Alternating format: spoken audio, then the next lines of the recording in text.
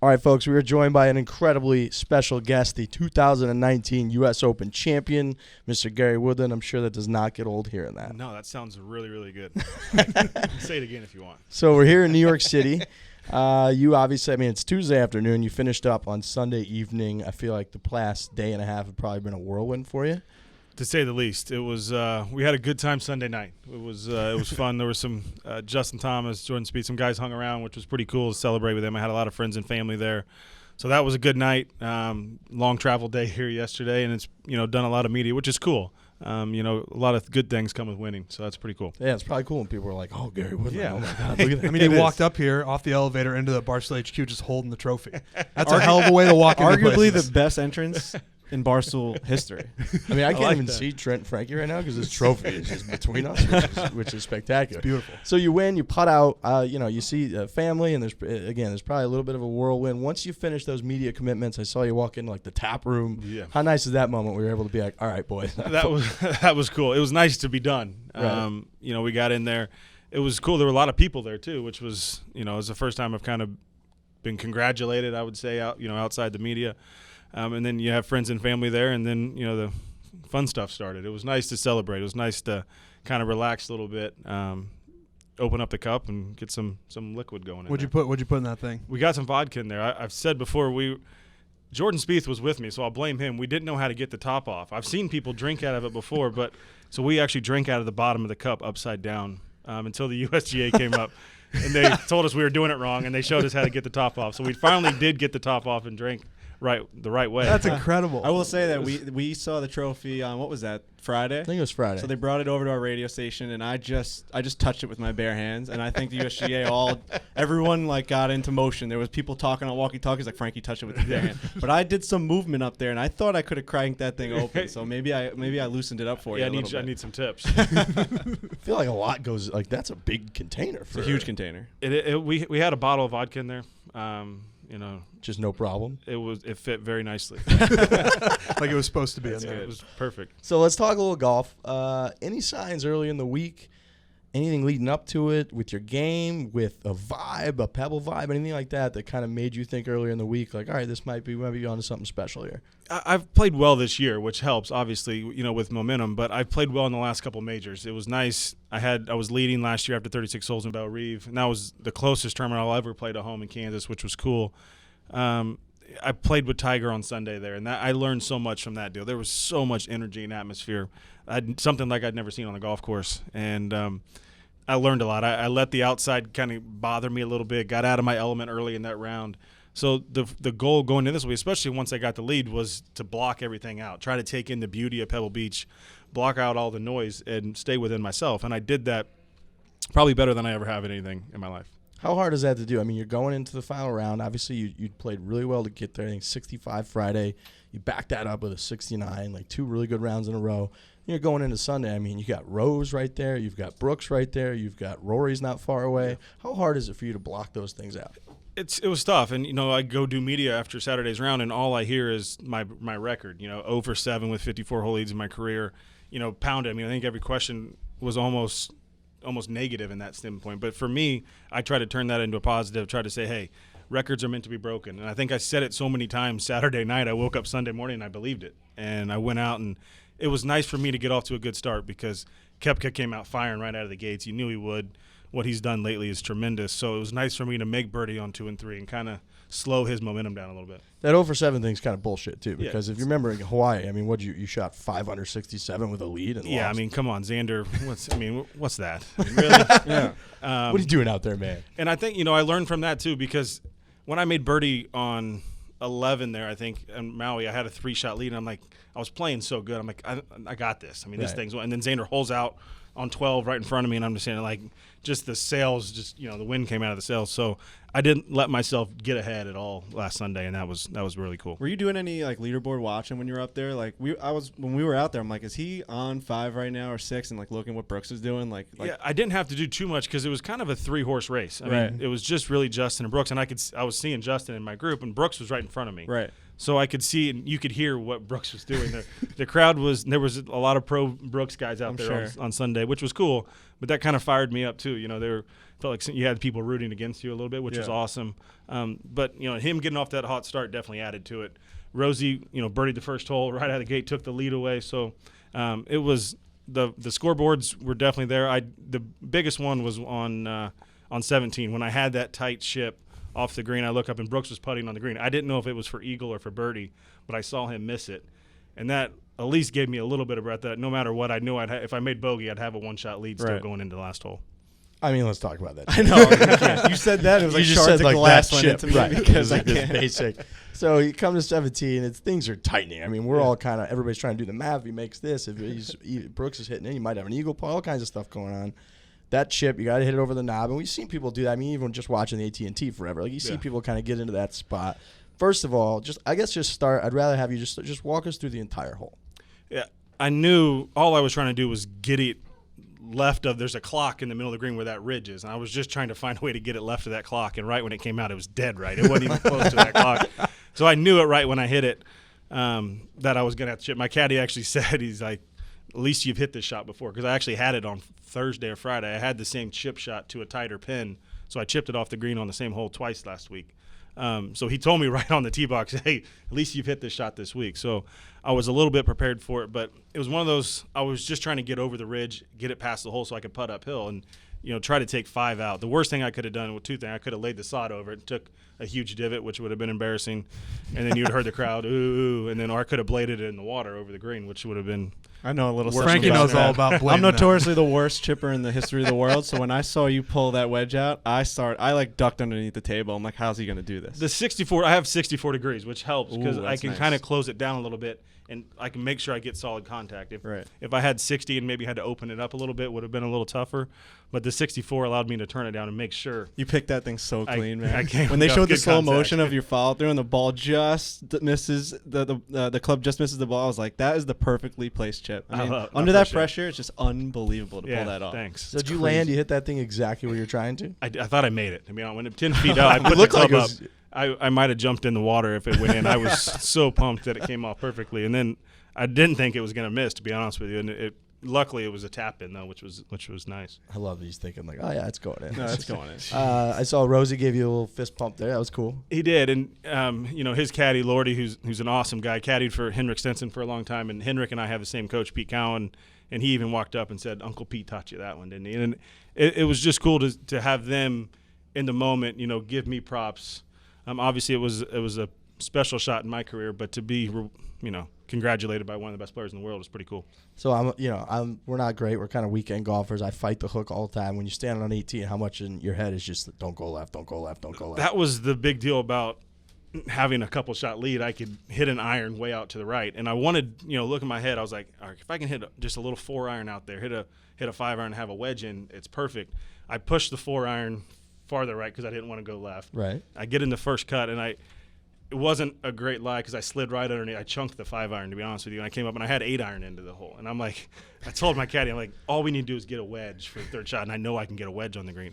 8 iron was a little nerve wracking, to be honest with you. And when I hit it, I was saying, please go. We couldn't see where it landed because it was a little blind over the bunker. We thought it was actually a little short. When we got up there, it was in the middle of the green, and that took a little bit deep breath, knowing that I had 3 putts to win. Were you a little surprised that your birdie putt went in? Well, yeah. I mean, I was trying to get it close, but I did know. I mean, I knew Tiger shot 12 under there, you know, in 2000. That's the first thing I said after my caddy. Once I got the ball out, and my caddy walked over, and he's like, "I'm so proud of you." I'm like, "You know that was 13 under, right?" And he's like, "No." He's like, "I'm like, Tiger shot 12." He's like, "Did he?" He was so focused on winning. I'm like, "Come on, we're trying to set records out." I was here. actually going to ask you. I was like, "Is that in your head at all?" That is. I You knew won it. Better. I knew it. I would have took 11 under, you know, because I still would have won. Right. So, but that's pretty cool. How well did the USGA do? And I know, I mean, they're in here and all that. Right so you now. have to be a little, I can see him right there. how well did they do with Pebble Beach this year? The golf course was perfect. I mean, it was everything you expected. It got tough late in the days. It was firm. The greens were the best Polina greens I've ever seen. Pebble, you know, I haven't played Pebble sometimes in the past just because they can get bumpy, especially during the AT&T. They were absolutely perfect. The golf course setup was was what it should be. It was you hit good shots, you got rewarded. You hit bad shots, you got penalized. You had to drive the golf ball in play. You had to keep it below the hole. If you kept it below the hole, which fortunately I did all week because I drove it in play, you could be aggressive making putts, and that's what you had to do. Another shot we got to talk about that we kind of skipped over, 14. Your second shot on 14. I mean, that hole's giving people fits forever. It's just kind of an awkward, like, tough par 5, the uphill second shot. I think you were, 264? I mean, you probably remember better than I do. Walk us through the second shot on 14. 263, up 10, 273.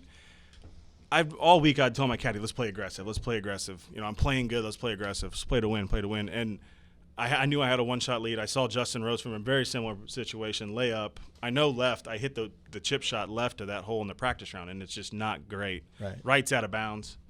And so it was the first time probably all week I was in my head going to play conservative. I was going to lay up. And my caddy said, hey, let's hit it. Let's go. Let's take this 3-wood. It's a perfect number. Hit it over the green, and we'll get it up and down. And that only gave me confidence in that shot, which it came out perfectly, but it gave me confidence the last 4 holes. This guy believes in me.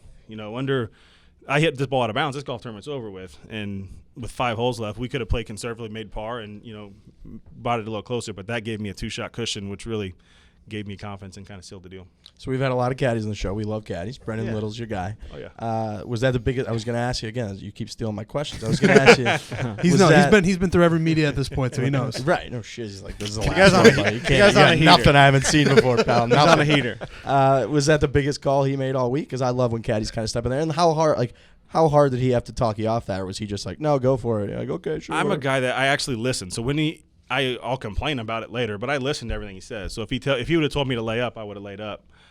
That was the biggest call he's had in my career. For 3 years, we've been together over 3 years. That was the first time that he's kind of stepped in and said, this is the play. Usually he's like, hey, maybe we play. He likes to play a little more conservatively than I do. That was the first time he's stepped in and said, this is it, let's go. And it really took any doubt, any question out of my mind. He's been in that position before. He won the Masters being on Mike Weir's bag. So it's nice to have a guy that's been there and done that. And it was huge for me. And I think that's a huge step in our relationship as well. What's that driving iron? Is that a 2-iron that you hit off those tees? It was. I actually took the 2-iron out of the play after the first day because I was struggling with it. So I put a 3-iron in, and I was hitting stingers with 3-irons all week. And the stinger, especially out there, that golf course, the stinger is a shot that I trust because I know I can get it in the fairway. So out there, I don't have to hit a lot of drivers, so I hit a lot of those stingers, keep the ball in play. But that was the 3-iron I played. The first time I actually played that iron, I'd never hit that club. I just got a new set of irons about 5 weeks ago. That was just in my locker, and I put it in 20 minutes before I teed off on Friday. It was the first time I hit it. It was on the range right before I went to the tee. I mean, come on. Right? Just adding to it. Explain to me, like I'm an idiot that doesn't know, how do you hit that low, like missile stinger? How do you do that? Growing up, I hit the ball way farther than I do now. I just had no idea where it was going. I hit it all over the map. And I was working with Randy Smith, worked with him for a long time, and he's like, we have to have one shot that we can hit in the fairway. Like, if you have to hit it in the fairway. So that's when, it was 2005. Tiger Woods was hitting stingers all over the place. So You're like, I want to do that. I want to do that. That works. That seems to be working. So we decided to hit that shot. So we used to put sticks out, 30, 40, 50 yards out, and I would try to hit these sticks out, just trying to get the line and flight down. So it started, what was that, 14, 15 years ago, and it's transcended. I'm able to work it both ways. I'm able to do a lot more with it now. How far does that thing go? It depends. If I get it to the British Open, it's going to go over 300 yards because it comes off so hot and it rolls the ground so firm over there. Pebble the fairways were a little softer than I anticipated, so it wasn't going.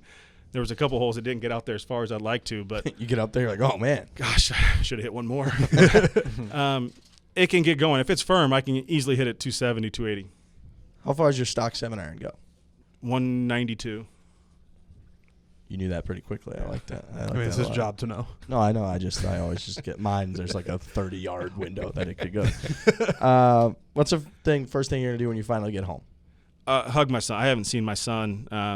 It was tough not to have him there. My wife's expecting. We have identical twin girls on the way very shortly. So seeing my son tomorrow morning when I get home is gonna be pretty cool. Who's the most interesting person that's reached out, most surprising person that's reached out and congratulated you? I've had, the mayor back home, the mayor in Delray where we live now.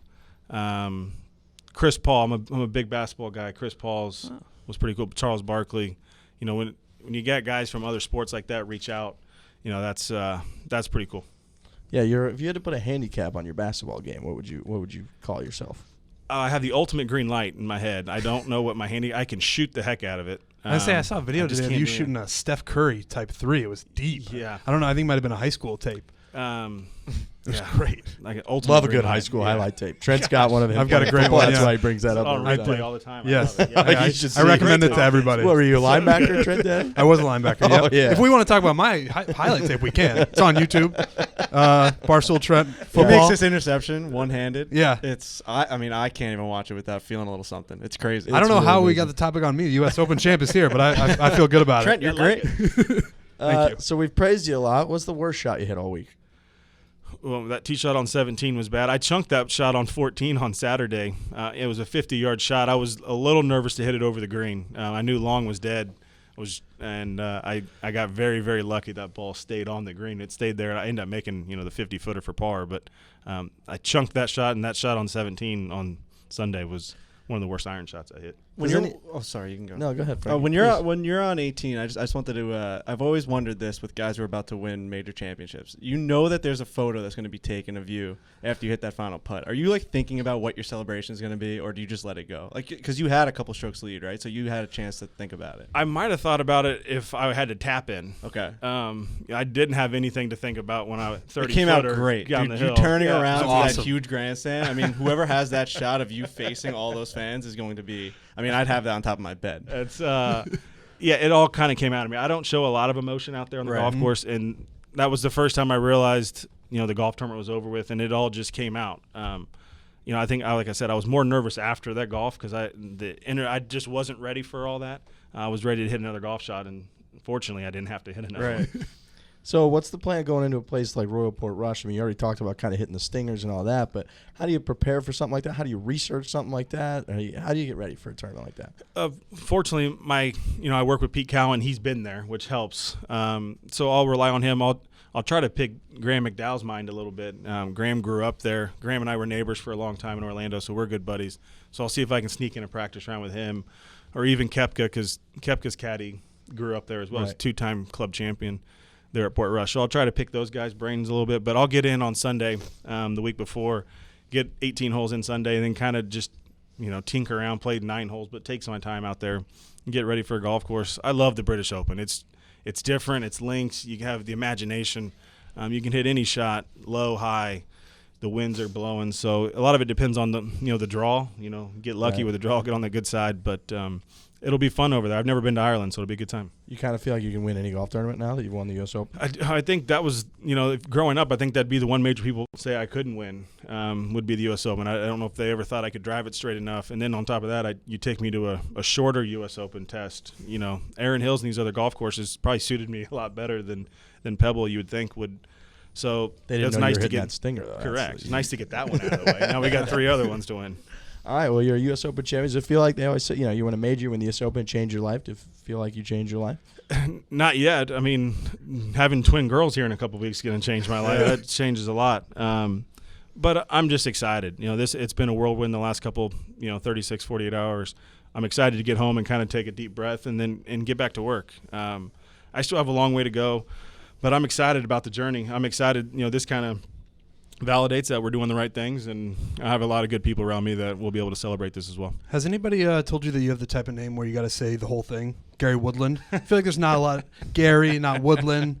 You get a lot of Gary Woodland. It's true, you do. It's so true. It's Gary Woodland. That's actually, I've never thought about it. Everybody's like, what's your nickname? I'm like, I don't know. People call me Gary GW Woodland. or something. But it's like not. Your nickname is Gary Woodland. That's my nickname. I like that. I can great. take that. It's a great fine name. with It does. It's a great It is just name. one of those you say both. It's Yeah. Gary Woodland. There he is. And I will say, looking at you right now, I don't know what's better, the hardware you got or that tan. Your that you tan. acquired. I mean, I we live in can't South be around these Florida. guys I anymore. mean, We talked to yeah, Brooks. South They Florida. sat me next to Brooks. Now we're sitting next to you. It's like we were out there the same amount of time you were, and I came back It's the red sun in and pale. South Florida, man. Yeah, It it's does true. something to you. Oh, Yeah. that's great. Well, Gary Woodland, look, you got the family and all that. I know you got the twins coming up, so congratulations. Good luck with everything. Congratulations on winning the U.S. Open. We appreciate you swinging by. You guys are the best. Thanks, guys.